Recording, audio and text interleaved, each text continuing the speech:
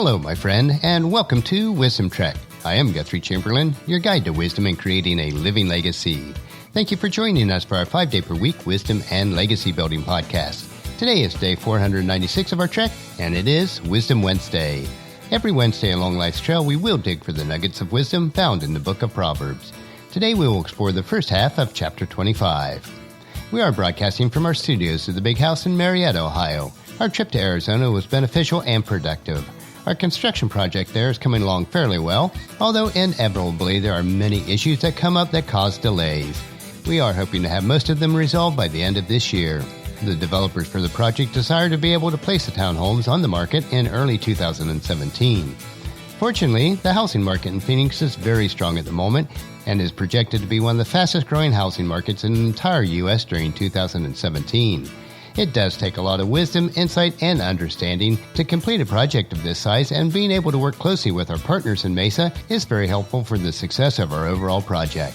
Every day of life, we should seek out advice from those individuals who are wise.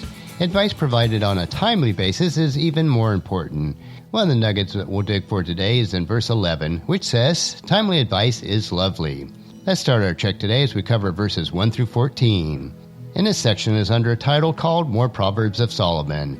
And verse 1 tells us, "These are more Proverbs of Solomon collected by the advisors of King Hezekiah of Judah." As indicated, this chapter contains more Proverbs of Solomon, which were collected through the years and then published by King Hezekiah many years afterwards. These Proverbs were of particular interest to somebody who was the king of Judah. Verse number 2 tells us, "It is God's privilege to conceal things and the king's privilege to discover them." God is all-knowing, but he does not share all he knows with us, and that is his privilege. God does enable us, and especially those with wisdom, such as a king, to discover some of this information. Verse number 3, "No man can comprehend the heights of heaven, the depths of the earth, or all that goes on in the king's mind." Although we have made great strides and progress on discoveries of both the depths of the ocean and the heights of space, there is so much more that we do not know about both. In the same way, it is impossible to know the mind of a wise king or any wise individual. Verse numbers 4 and 5. "Remove the impurities from silver, and sterling will be ready for the silversmith.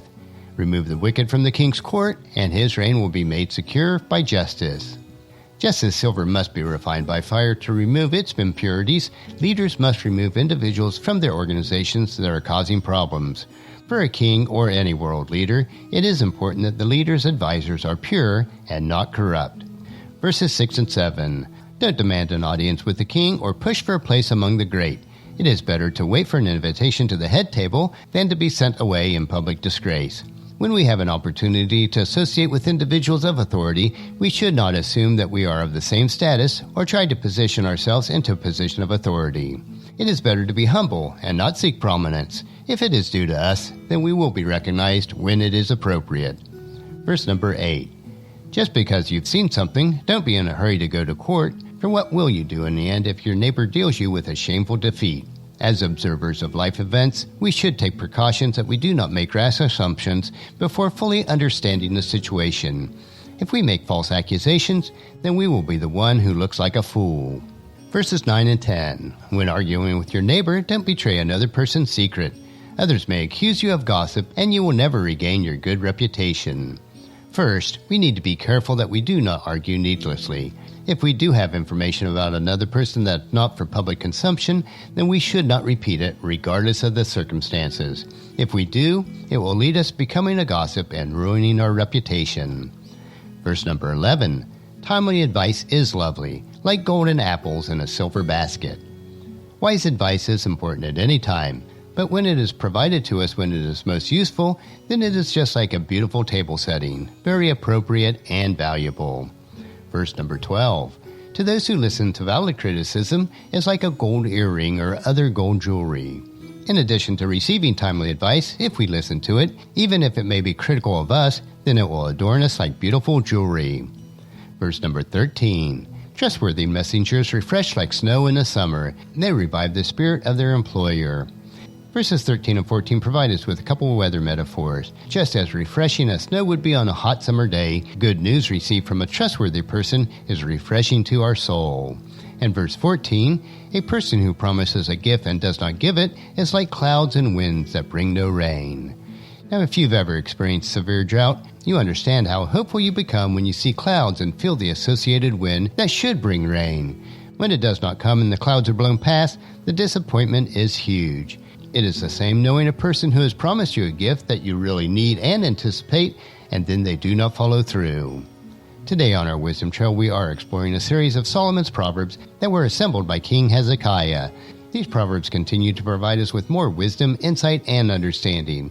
Regardless of where you are in your faith walk, if these precepts of Proverbs are followed, you will have a life that is rich and satisfying. Take these truths and plant them in your heart so that you'll reap a harvest of wisdom. Tomorrow we will hike another short trail of Wisdom Unplugged, where we will discover an inspirational wisdom quote. So encourage your friends and families to join us and then come along with us tomorrow for another day of Wisdom Trek, creating a legacy. That will finish our trek for today. Just as you enjoy these daily doses of wisdom, we ask you to help us to grow Wisdom Trek by sharing it with your family and friends through email, Facebook, Twitter, or in person when you meet with them, and invite them to come along with us each day. I would challenge you today to take just one of the precepts that we learn in Proverbs and commit yourself to applying it into your life.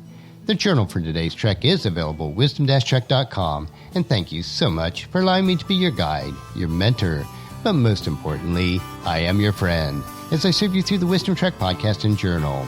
And as we take this trek of life together, let us always live abundantly, love unconditionally, listen intentionally, learn continuously, lend to others generously, lead with integrity, and leave a living legacy each day. I am Guthrie Chamberlain, reminding you to keep moving forward, enjoy your journey, and then create a great day every day. See you tomorrow.